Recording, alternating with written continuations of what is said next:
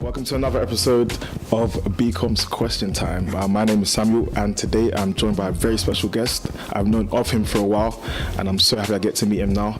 Welcome, Poet. Magic, how are you? I'm good, man. How are you? I'm not sure. For the purpose of this conversation, I will say. Yeah, very good to hear that. Obviously, we know that you do a lot of work for Copenhagen. Just tell us a bit about that. So Copenhagen is the largest independent football platform in the whole world. We cover football not just from the perspective of a pundit or I'm just Poet and Vuj. We just speak about our opinions of football, but we also try and engage in fan culture. So we have Ellie, who always tries to get the opinion of fan culture, as well as just like trying to sort of shape the way in which people take in football today. So we're never going to be the individuals that sit down in a suit and trying to appeal to a middle class 30 plus audience watching football. We're trying to appeal to, you know, the individuals that sort of like are 15 to like 25 to 30 that appreciate football differently, you know. We'll not say, oh my god, he's played badly because he's on a bad run. We'll just say as it is, I don't think he wants to be at the club, or I don't like him, or I appreciate the harshness as well as I appreciate all the plaudits. So that's the sort of like angle we are. Because Copenhagen is so much different to like the mainstream media. Yeah. It's like you guys are just having fun and just doing your thing. It's important, man. I watch FIFA Chill quite a lot, you know. I've been watching you for quite a long time.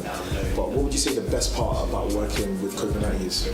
I think it's Vuj. You know, I could go into a tangent about Copenhagen, but I choose not to. I'd rather just talk about how wonderful it is to create opportunities with people that you consider family in comparison to friends. So Vuj is such a stand-up, wonderful individual.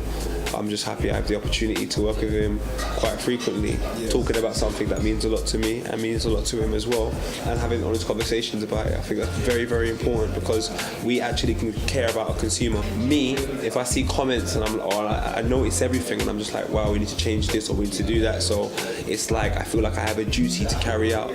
So care.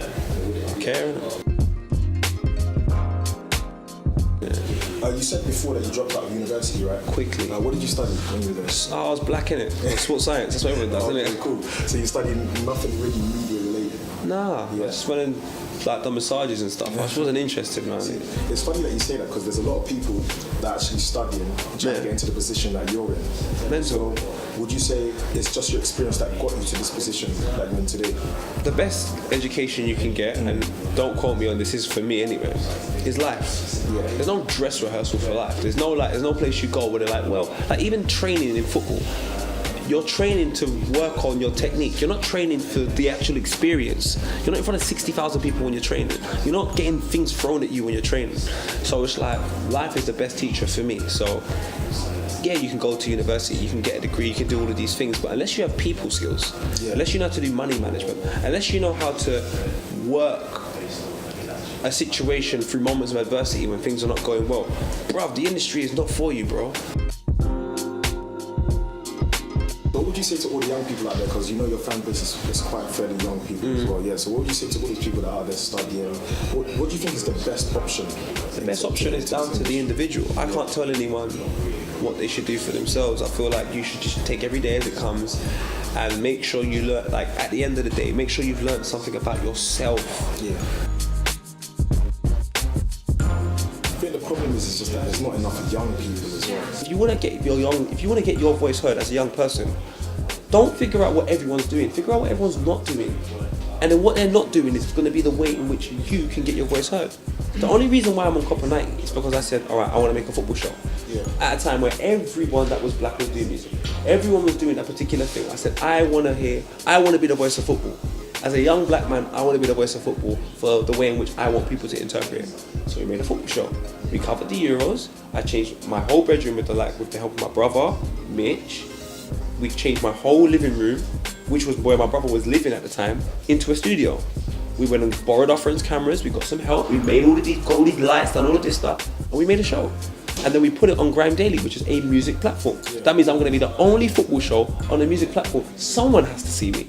And then luckily for me, Google Originals were making loads of, giving money to loads of different platforms, loads of different production companies. They gave Big Balls some money.